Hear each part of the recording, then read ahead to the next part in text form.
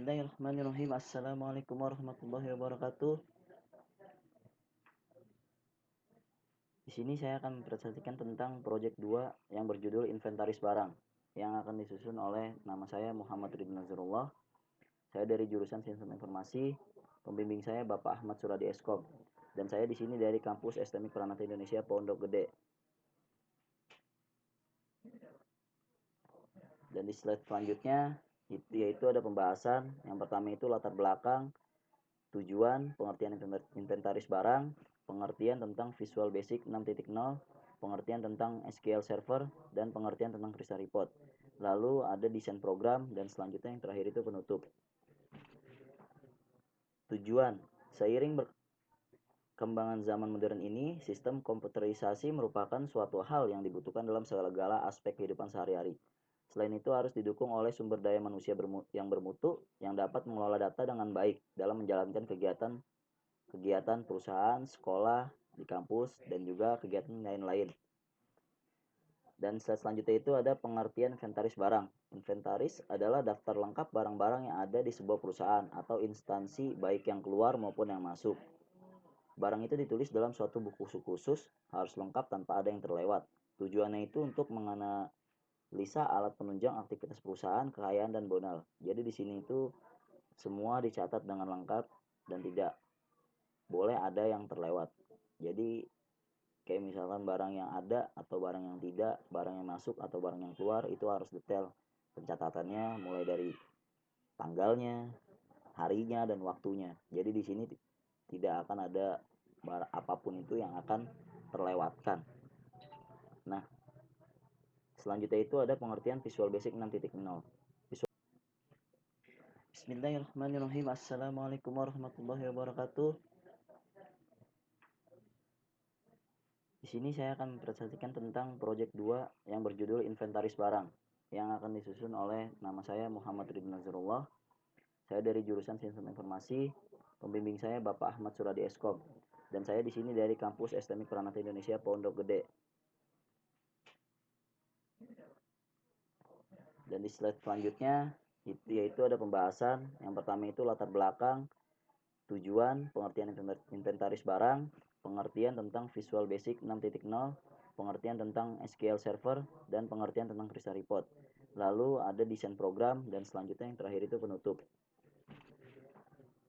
Tujuan, seiring perkembangan zaman modern ini, sistem komputerisasi merupakan suatu hal yang dibutuhkan dalam segala aspek kehidupan sehari-hari.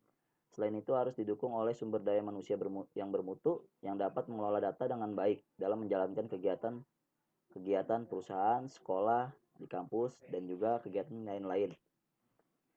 Dan selanjutnya itu ada pengertian inventaris barang. Inventaris adalah daftar lengkap barang-barang yang ada di sebuah perusahaan atau instansi baik yang keluar maupun yang masuk. Barang itu ditulis dalam suatu buku khusus, harus lengkap tanpa ada yang terlewat. Tujuannya itu untuk menganalisa alat penunjang aktivitas perusahaan, kekayaan, dan modal. Jadi di sini itu semua dicatat dengan lengkap dan tidak boleh ada yang terlewat. Jadi kayak misalkan barang yang ada atau barang yang tidak, barang yang masuk atau barang yang keluar itu harus detail pencatatannya mulai dari tanggalnya, harinya, dan waktunya. Jadi di sini tidak akan ada apapun itu yang akan terlewatkan. Nah, selanjutnya itu ada pengertian Visual Basic 6.0. Visual Basic 6.0 itu sebenarnya bahasa pemrograman yang awalnya itu dirancang pada tahun 1950 dan dibuat semata-mata untuk memecahkan masalah matematika yang kompleks. Bahasa-bahasa tersebut awalnya itu sangat membingungkan bagi orang awam, namun hal itu bukanlah masalah besar karena komputer hanya ditemukan di lembaga-lembaga riset besar. Jadi awal dirinya itu karena memecahkan masalah matematika yang kompleks, dan pas awal berdirinya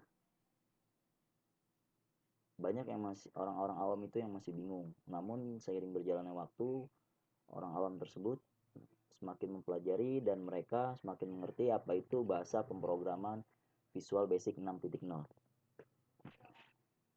Nah, yang selanjutnya itu ada pengertian Crystal Report. Crystal Report merupakan salah satu paket program yang digunakan untuk menganalisa, menerjemahkan informasi yang tergandung dalam database berbagai jenis laporan. Crystal Report dirancang untuk membentuk laporan yang dapat digunakan berbagai bahasa pemrograman berbasis Windows seperti Visual Basic, Visual C atau Visual C++, Visual InterDev, dan Borland Delphi. Beberapa kelebihan yang dimiliki program Crystal Report antara lain itu yaitu pembuatan laporan dengan Crystal Report tidak terlalu rumit dan banyak melibatkan metode program atau kode program.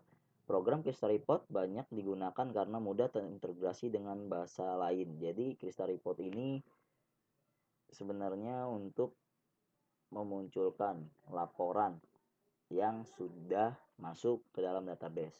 Jadi kita tidak perlu mencari-cari lagi di dalam program apa aja sih sebenarnya yang udah masuk ke dalam database.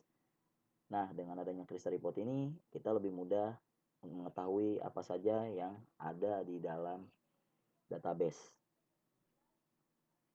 Dan untuk gambar yang di samping ini yaitu menu utama dalam kurung MDI from. Nah, di dalam menu utama ini tuh ada master data. Nah, master data, transaksi, laporan, dan juga keluar. Nah, nanti lebih detailnya akan saya jelaskan di slide yang selanjutnya. Isi dari master data itu apa saja, isi dari transaksi itu apa saja, isi laporan apa saja, dan juga selanjutnya ini sebelum kita masuk ke menu utama itu kita harus login terlebih dahulu. Dan di sini login itu menggunakan password. Ketika password kita salah, maka login itu tidak akan masuk. Namun ketika password kita benar, maka login akan masuk dan kita akan bisa menggunakan aplikasi inventaris barang. Nah, di sini nanti ketika kita tidak si user tidak menjadi login, maka dia akan bisa klik command button keluar dan dia akan keluar secara langsung. Nah, di slide selanjutnya ini seperti yang tadi saya bilang, saya akan menjelaskan tentang master. Nah, masternya ini itu ada dibagi menjadi dua, ada master barang dan master pemasok. Nah, master barang ini ada si kode barang, nama barang, jenis barang, satuan, jumlah. Nah, yang selanjutnya ini di sini ada 5 command button. Yang pertama itu command button untuk tambah, perbaiki, hapus, keluar, dan cetak. Nah, masing-masing ini bisa dipergunakan. Nah, jadi kalau kita untuk menambahkan kita tinggal klik aja command button tambah. Nanti kalau apabila ada data-data yang salah kita tinggal perbaikinya, dan apabila data tersebut tidak valid bisa kita hapus, dan nanti apabila kita ingin keluar tinggal kita klik command button keluar, dan apabila kita ingin mencari tahu apa saja yang sudah masuk ke dalam database kita tinggal klik command button cetak. Nah, selanjutnya ini ada master pemasok. Master pemasok itu apa aja sih? Nah, di sini ada kode pemasok, nama pemasok, jenis alamat, nomor telepon, kontak. Nah, itu ada yang namanya sama juga tadi pembantunya 5, yaitu tambah, perbaiki, hapus, keluar, dan cetak. Nanti fungsinya sama aja kayak di from master barang. Nah, yang selanjutnya ini ada transaksi pembelian. Nah, transaksi pembelian ini nanti ada isinya itu tanggal, kode pemasok, kode barang, nama barang, jenis barang, jumlah order, nomor order, nama pemasok. Nah, nanti di sini dia ada 5 command button, sama aja seperti yang tadi. Ya. Nah, yang selanjutnya ini ada transaksi retur. Transaksi retur itu isinya ada tanggal, kode retur, kode pemasok, kode barang, jenis barang, jumlah retur, nomor order, tanggal order, nama pemasok, nama barang, alasan, dan jumlah. Nah, di sini juga sama, command buttonnya ada 5 dan fungsinya juga sama seperti yang tadi. Nah, yang terakhir ini ada from laporan. Nah, di mana from laporan ini masing-masing yaitu ada master barang, master pemasok, transaksi pembelian, transaksi retur. Jadi ketika kita mengklik master command button master barang, maka dia akan muncul laporan apa aja sih yang masuk di master barang, dan juga sama juga apa aja sih yang masuk di dalam master pemasok, apa aja yang ada di dalam transaksi pembelian, dan juga sebaliknya, dan juga selanjutnya ada di transaksi retur. Nah, mungkin cukup sekian penjelasan dari saya. Apabila ada kata-kata yang salah, mungkin datangnya dari saya, dan apabila ada kata-kata yang benar, datangnya dari Allah Subhanahu wa taala. Sekian, wabillahi taufiq wal hidayah. Terima kasih. Wassalamualaikum warahmatullahi wabarakatuh.